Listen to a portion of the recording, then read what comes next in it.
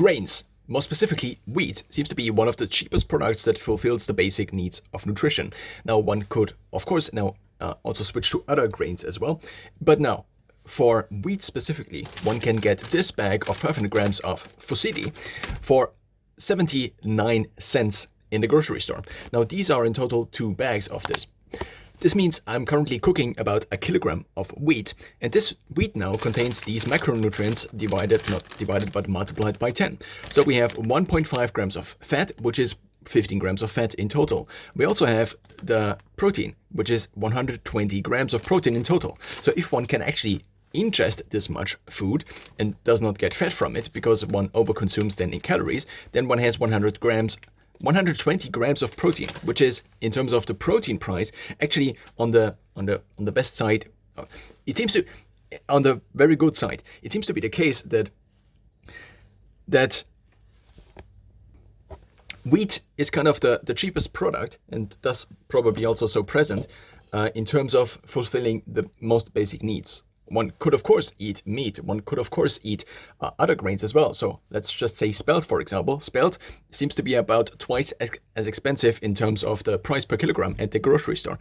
So relying on wheat, and then the question becomes, what then does one do? How does one ingest the wheat? So recently I tested actually flour. I also tried making pasta myself. The problem with wheat flour on its own is that it is not very digestible on its own. So one might get infections, different kinds of infection, if one has it uncooked. Now, if one wants to cook it or make something out of it, one could either make something that is similar to pancakes or something that is similar to basically bread, but very flat.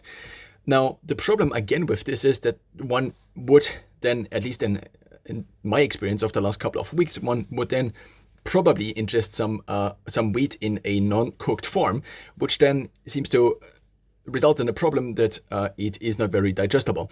So now switching to the 2 other alternatives that there are is mostly pasta, which seems to be a kind of already prepared thing that then one cooks with water. And that is also has the big advantage that it is almost infinitely storable. So maybe for a couple of months to maybe even years. Then on the other side, we have bread. Now, bread has the big advantage that it is already fully cooked. So it is a ready-to-consume product. But there are 2 kinds of breads. The first one is the fresh bread. The second one is the one that is packaged. The packaged bread now, again, has a slightly increased price. Now, the cheapest seems to be toast. So toast sells at the same grocery store for €1 per 500 gram. But the 500 gram in bread are now, compared to this, not just wheat, but actually also water, because the bread also contains water. Now, maybe also a couple of other ingredients as well. This means now I cannot really compare these prices, but it would be a little bit pricier. So this costs 79 cents for 500 gram. The 500 gram of toast actually cost 99 cents. So that's already an increase of about 1 divided by 80, which is an increase of maybe about 20%.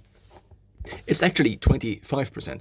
So if one then takes this into consideration, of course, one could eat the bread, but then one would also need to store the bread. So this is one 500 gram pack, but a 500 gram pack of now toast would be maybe 2 times, maybe 3 times as big. So unless one has lots of storage, then one maybe would again switch to something like this, which then again has the downside that it takes preparation cost. Now, in terms of the preparation cost, compared to at least making pasta on one's own, this seems to be on the lower side. So what I usually do is I prepare this pot here, and then if I have this pot, once it has heated up, which with my plate or stove seems to take around maybe 5 to 15 minutes, then I basically have 2 packs of this, so that's 1 kilogram of pasta, and then I also add salt, or I already have added salt before.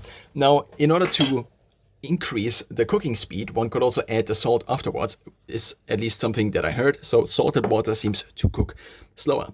Now, the next step is then that I get the water out, and I then just usually put it into a big bowl, and maybe also into glasses for storage for the next couple of days, so in the fridge or in the freezer.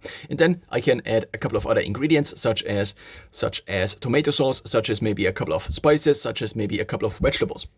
Now, when I make vegetables, I often also add them already here because they also need maybe 10 to 15 minutes of cooking. And so this would be also a option. But what I found is in terms of volume, if I eat as much wheat pasta as I would like, then the vegetables just add additional volume, and they are also mostly carbs and micronutrients. So I often then don't have as many vegetables compared to me having maybe meat plus then vegetables, which then kind of provide the carb source on a kind of in total lower carb, at a total lower carb meal, one could say. So to summarize, it seems to be the case that this is the product that I can buy with a certain enlarged frequency compared to bread, which I would have to get more often. Also, if I get the packaged bread, which I also would have to get more often. So if I buy like 10 packs of toast, and this would be the full corn toast. I don't know if this is a saying in English, but the one that is made from the full corn, then or from the full thing that is kind of in the wheat semen itself. I don't know if this is the right word. And so this seems to be a reasonable alternative. I still have the cooking cost, but I could also at least make 1 kilogram at one time. I could also potentially have a second one where I then would make maybe 1.5 kilograms of pasta, maybe for the next couple of days.